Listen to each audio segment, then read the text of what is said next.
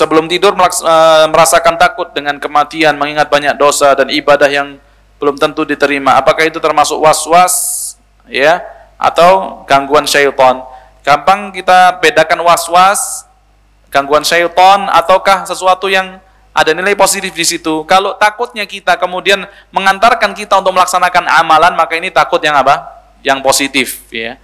Karena kita merasa, Masya Allah, amalan kita masih sedikit, yang sudah kita laksanakan juga belum tentu diterima, kemudian kita banyak dosanya, maka kita perbanyak istighfar, perbanyak ibadah, maka ini rasa takut yang matlub, yang dituntut bagi setiap di antara kita untuk memiliki rasa takut seperti itu.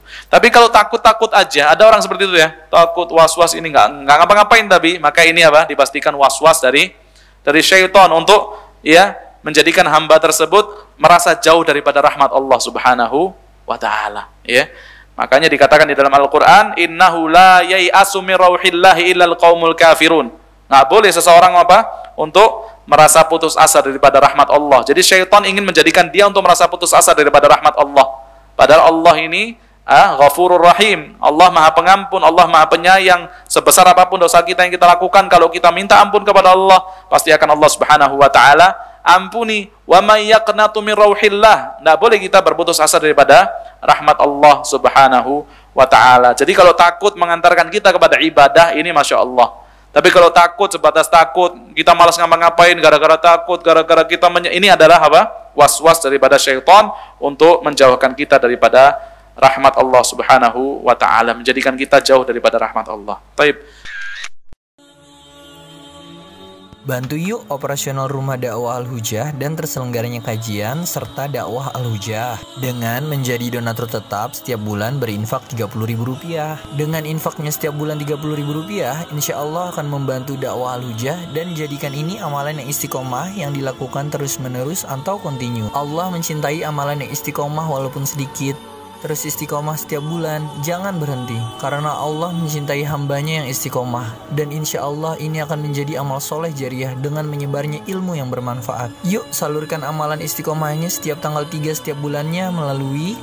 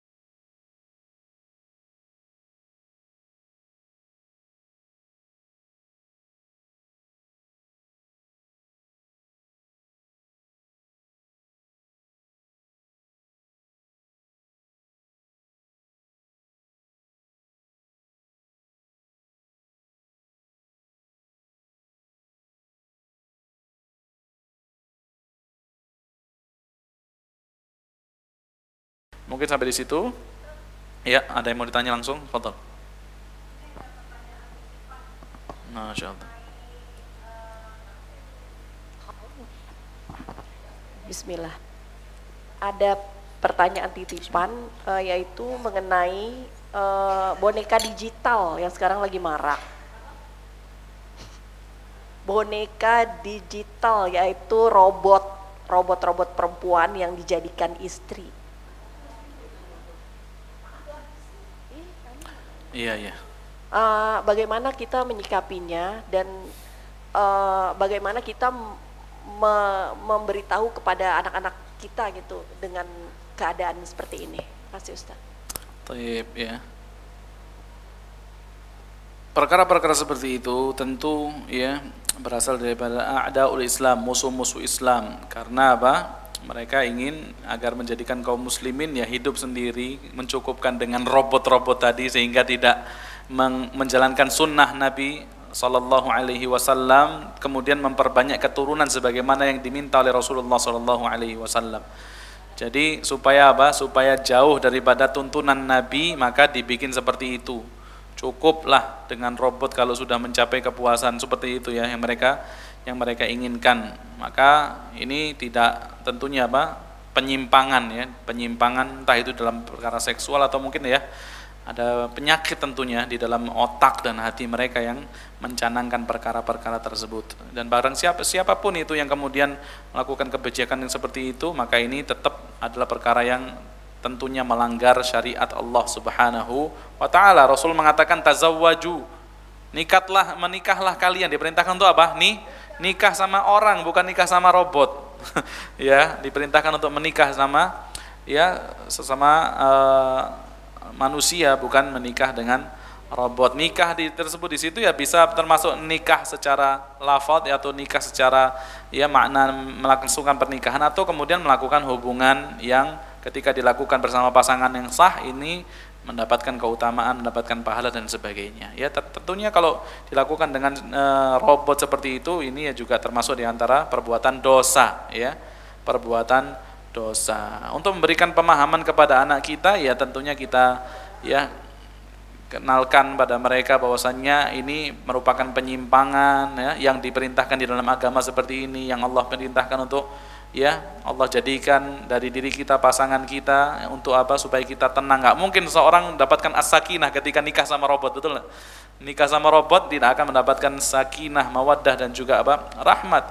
Tapi ketika menjalankan seperti yang Allah perintahkan ya, an khalaqalakum min anfusikum azwajan, Allah ciptakan dari diri kita untuk kita pasangan kita, litaskunu ilaiha, supaya kita mendapatkan ketenangan ya, wa ja'ala bainakum mawaddatan wa rahmah, dan Allah jadikan di antara kita ya mawaddah dan juga rahmah. Ini termasuk di antara tanda-tanda kebesaran Allah Subhanahu wa taala. Tentu kita berbicara dengan anak kita sesuai dengan ya sesuai dengan porsi yang dapat mereka tampung ya.